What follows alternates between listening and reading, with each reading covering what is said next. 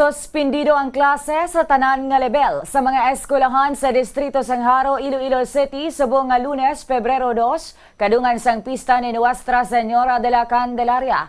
Kasunod ini sang pagpagwa sang executive order ni Iloilo City Mayor Raisa Tranya sang Sabado. Suno sa alkalde, ginrekomendar ni retired Police Colonel Uldarico Garbanzos ang head sang Traffic and Transportation Management Office ang suspensyon sang klase bangod sa natalana nga pagsirado sa mga mayor nga dalanon nga pagahiwatan sang religious celebration. Sa executive order sang alkalde, ginaengganyo man sini ang mga institusyon ukon eskwelahan sa gwa sang distrito sang Jaro nga magsuspend man sang face-to-face classes kung maapektuhan man sila sang pagsirado sa mga dalan kag serye sa mga religious events subong nga pista.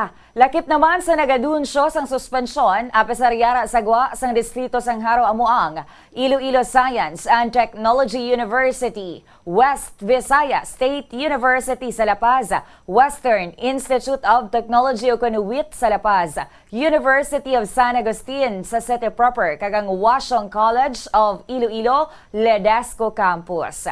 Ginatugan naman sang alkalde sa diskresyon sa mga pinuno sang government agencies kag sa mga private business owners kung magasuspende sila sang trabaho sa sininga adlaw.